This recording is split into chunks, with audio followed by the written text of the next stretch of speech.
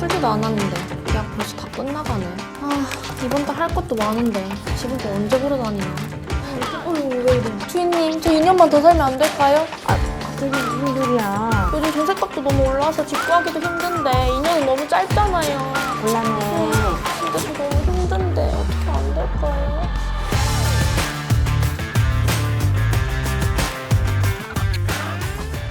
계약 갱신 요구권을 써서 계약을 연장하고 싶다면 도대체 언제, 어떻게, 누구에게 얘기를 해야 되는 거예요? 이 계약갱신 요구권은 임대차 기간이 종료되기 6개월부터 1개월 사이의 기간 동안에 임차인이 임대인에게 더 살고 싶어요 라고 하는 의사를 표시하면 임대인이 그걸 받아들임으로써 성립이 돼요. 자, 여기서 참고로 법 개정으로 2020년 12월 10일 이후에 체결되는 계약건에 대해서는 계약 종료로부터 2달 전까지 통보를 하도록 변경되었다는 점 꼭 기억하세요. 근데 임대인이 나중에 계약 연장 시점에서 나 못 들었다, 기억이 안 난다 이렇게 하면 어떻게 해야 돼요? 그러니까 우리는 항상 증거를 잘 만들어둬야 돼요. 첫째로 가장 확실하고 안전한 방법, 내용 증명을 보내는 거예요. 원본과 사본, 태통을 딱 들고 가서 우체국 가면은 내용 증명을 하나로 씌워줍니다. 이 내용의 우편이 상대편에게 송달되었다라는 것을 우체국에서 증명을 해주는 거예요. 그럼 가장 확실하겠죠? 만약 이렇게 내용 증명을 보낼 수 없는 경우라면 임대인에게 문자나 카톡 보냈던 내용들을 잘 보관해 두시고 통화를 했다면 그 통화 내역을 잘 저장해 두시는 것이 좋겠습니다.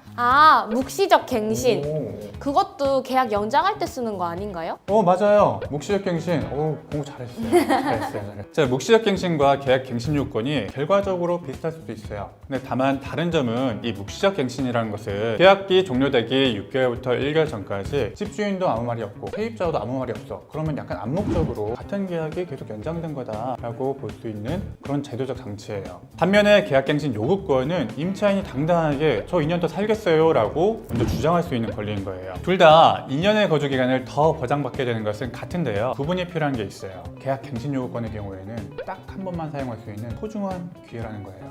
예를 들어서 이미 연장 계약이나 묵시적 갱신으로 한 10년 살고 있는 세입자가 있다고 해봅시다. 그런데 이 연장된 계약도 거의 끝나가니까 집주인이 나가라고 한다면 이 세입자는 한 발 남아있는 갱신 요구권을 사용해서 2년 더 살 수도 있는 겁니다. 임대인 입장에서도 임대차 계약을 계속하기 어려운 정당한 사유가 있는 경우에는 갱신을 거절할 수가 있습니다. 가령 임차인이 임차인의 의무를 다하지 않는다든지 그런 경우에는 임대인도 계약 갱신을 거절할 수가 있어요. 일단 임차인의 의무라고 하면은 월세를 잘 내야 될 것 같아요. 그리고 집을 빌렸을 때의 상태로 그대로 되돌려놔야 하는 원상 회복의 의무가 있지 않을까요? 맞아요. 가령 세입자가 월세를 2번 이상 연체했다거나 리모델링 했다거나 다른 사람한테 다시 전대차를 주거나 이럴 경우에는 임대인도 갱신을 거절할 수가 있습니다. 계약갱신 요건을 딱 행사를 했는데 갑자기 제가 취업이 딱 되면서 해외 발령을 나게 될 수도 있는 거잖아요. 그럼 전 어떻게 되는 거죠? 계약갱신 요구권을 사용한 경우에는 꼭 2년을 의무적으로 거주해야 되는 것은 아니에요. 임차인은 계약을 해지할 수가 있습니다. 그런데 임대인 입장에서도 갑자기 임차인이 계약을 해지하겠다고 하면 당황스럽죠. 따라서 해지 이력은 이 해지 통보가 집주인에게 도달하고 3개월이 지나면 발생합니다. 그러니까 한다면은 집주인에게 그 해지 통보가 도달한 날로부터 3개월까지는 임차인의 의무를 다 하고 3개월이 지나고 나면은 보증금 다 받고 다 나가시면 되겠죠. 그럼 이 해지에 대한 내용도 증거를 남겨놓는 게 좋겠죠? 맞아요. 특히 이런 계약 해지와 관련해서는 정말 분쟁이 일어나기 쉬운 부분이에요. 그러니까 증거를 확실히 만들어두는 것이 좋겠죠. 제가 찝찝한 게 하나 있는데 뭐야? 제가 사실 집에 들어올 때 1년만 살기로 하고 계약을 했었거든요.